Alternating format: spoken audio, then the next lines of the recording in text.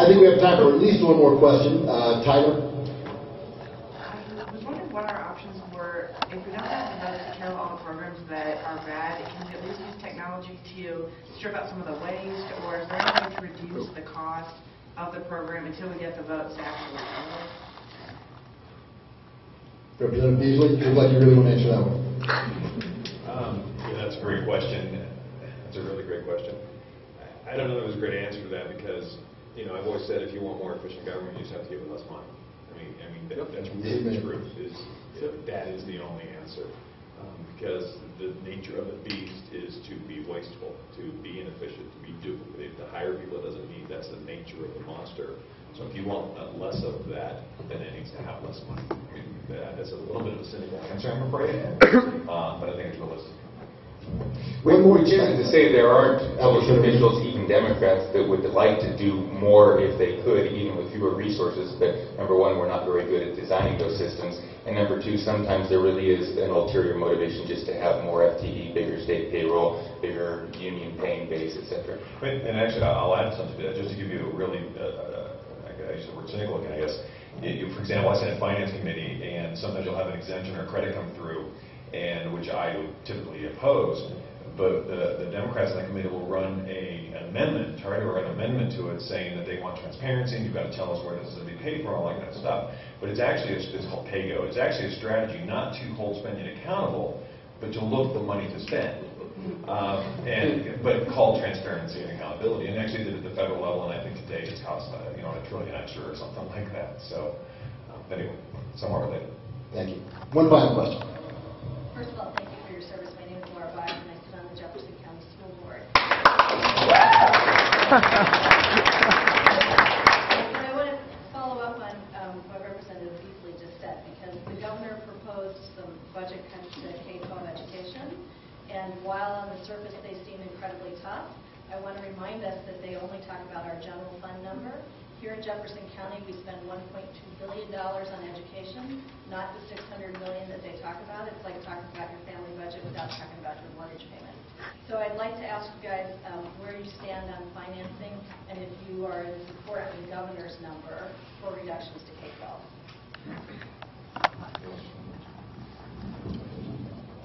I'll jump in first. I would caution us as Republicans, Libertarians, Conservatives, Liberty-minded folks, do not criticize John Hickenlooper just for the sake of the letter that's by his name. We have heard some comments earlier that particularly the Democrats in the Senate are just in a tizzy. They do not have Bill Ritter there anymore, and John Hickenlooper is far better governor than Bill Ritter, in my opinion. I've had the opportunity to meet with the governor, and I think that he may have some political aspirations that are leading to him to make some decisions that his predecessor would not. I appreciate the opening salvo, and I can tell you again that the Democrats are far less happy with the governor than the Republicans. So, all right. If y'all would, you go ahead. The only thing I was saying, and Senator Mitchell mentioned this earlier, is that he did come out with an adult budget, which I think is commendable and not necessarily expected. And as it relates to education, I mean, to me, I always look at this. Some people would ask, why do you want to be involved now when it's hard? Well, that's the best time to be involved because you get to set priorities. And I actually thought, I wrote an article on this, I thought it was kind of ironic that in a week that Senator Heath introduced a $1.5 billion tax increase or something, I introduced a couple of things that said, let's actually do more with what we have and hold ourselves accountable. And I think that those reductions allow us to have that conversation. And this insane obsession with student-teacher ratios that's been proven not be material, but has cost us a fortune. We've doubled education spending in the last 40 years with flatline results. So these conditions, I think, are giving us the opportunity to have adult conversations and finally do some of the right things. All right. Let's take 1 minute for everybody to wrap up to 1 minute if you'd like to. We'll start here, Nancy, and down to well, again, I'm really glad to be here, and I thank you all for coming and spending some of your Saturday listening to us. What I would like to close with is just, remember that in order for government to really work and to hold our politicians accountable, we have to hold ourselves accountable. That is really key. And so I would ask everyone to do what they can to get involved, to understand, to read, to know what's going on. I would also ask everyone to start thinking outside of the box, look at things differently. It's like in the past, terms and things that we were used to, the way of doing business, look at it again and say, is this really true? Does this really follow principle?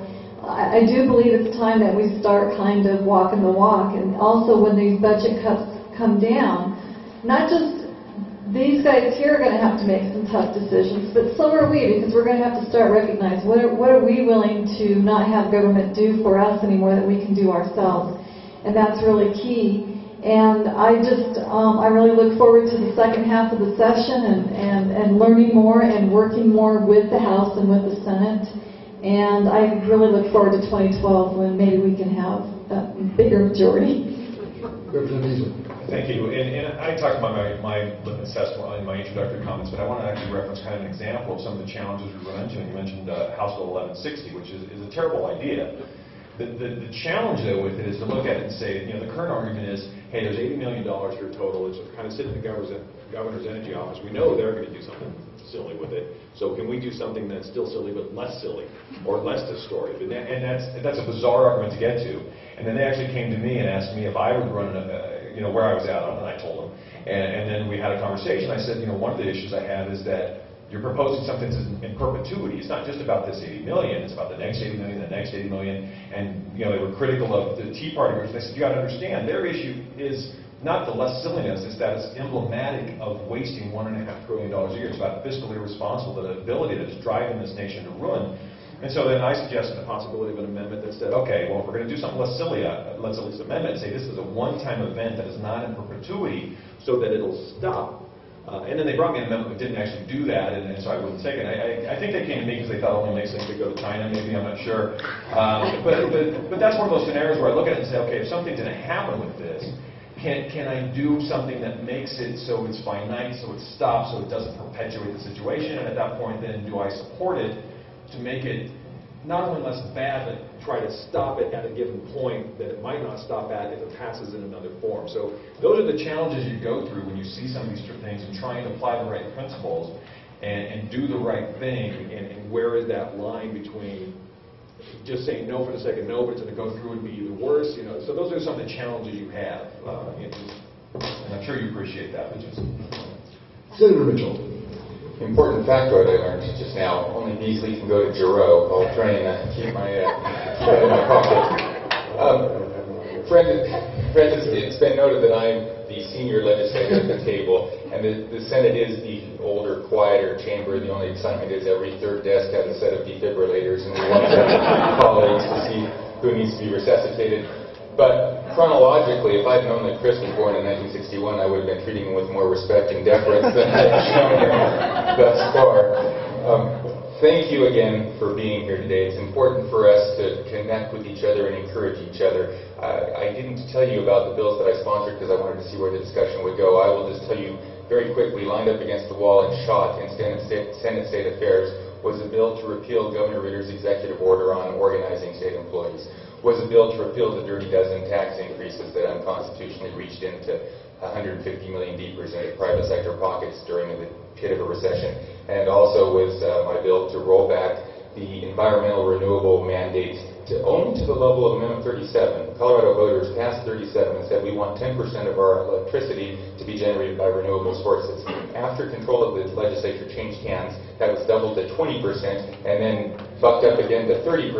And the projects that qualified for that 30% were given very strict work rules that were soft to organize labor, right. so that only labor union shops can do that work. I introduced a bill to roll it back to the original level of Amendment 37, 3 up, 3 down in Senate State Affairs, but a worthwhile discussion, public consciousness, and so forth. I'll leave you with this thought. We think philosophically, we think ideologically. Most of the public doesn't, and most of the public doesn't like big or abrupt change. And we may not be able to do things in a way that is immediately gratifying or satisfying to us, but little bits and little steps make a huge difference in the right direction or the wrong direction. Because as government grows and grows and grows, it becomes harder and harder to cut it. We may just have to tip back and down, down, down. anything too big or too dramatic, screeching headlines, worried soccer moms, disaffected unaffiliated, and we lose credibility. So fighting our best, may still have to tiptoe in the right direction, which is a whole heck of a lot better than tiptoeing in the wrong direction. Representative Holbert, wrap it up for us. Thank you, Mr. Chairman. There's been a couple of times where I've been able to talk with leadership at the Capitol, House and Senate. And one of the questions that I've asked is, how can we communicate more effectively with the liberty groups? Nancy plays a big part in that communication channel. And the advice that I've offered, because I've got quite a bit of campaign experience and my self-imposed title is the message geek. I think these words mean things. And what I've told them consistently is that the liberty groups do not care about Republican or Democrat. You don't care about political nuance. You care about, are we telling you the truth? If the truth is easy or the truth is hard, if it's a difficult or an easy subject, what you care about first is the truth. So that's what I pledged to do as a legislator. That's what I said when I campaigned. I get to go do what I wanted to do because that's easy in my district. And that's what I'm encouraging leadership to keep in mind, is that you're not here for my party or the other one. You're here for your nation, your state, and yourself, and truth is most important. The last thing I want to say is don't give away the answer. When you advocate with us, don't come to us and say, Senate Bill 123 is bad because of this, this, this, and this, and you should vote no. Rather, come to me or Senator Mitchell or Representative Beezley and ask, hey, Senate Bill 123, do you have a position on that? And we might have to look at the list because I can't keep track of all the bill numbers. We'll look at it and say, well, yes, that's a horrible idea, and I'm a no vote. And you can say, good answer. Don't give away the answer, and understand that the quantity is not necessarily what wins the battle. I don't regularly look at my state email account. My legislative aide does that for me, and she'll give me a synopsis. You know, we got this many no's and this many yeses on this bill. But fundamentally, I'm going to make the decision of how I'm going to vote. And no one's going to convince me that a bad bill is good or a good bill is bad. So I would just encourage you, as you advocate, get to know your state representative and your state senator, get to know the committee members of the bills and where they are signed, because I get a lot of advocacy for bills that I never see because they get killed in committee. I get advocacy for bills that are in the Senate and I can't vote on them. So make sure you know where they are, and then don't give away the answer when you approach a legislator. Do you have a position on this bill, and if so, what is it? And see if we can answer it correctly for you out of the chute. And then come back, keep record of that, and through groups like Nancy's, hold us accountable if we lie to you. Because again, the truth is what really matters. So thanks for being here. I was grateful for the time. Thank you all for coming out. Thanks to our sponsors. Thanks to Harris Now and Peterson. Thanks to John Andrews and CCU for the facility. Of course, a special big thanks to Senators Harvey and Mitchell, Representatives Beezley and Holbert, and Nancy. Attend the Tax Day Tea Party, 11 to 1 in the West Steps of the Capitol, and let me room.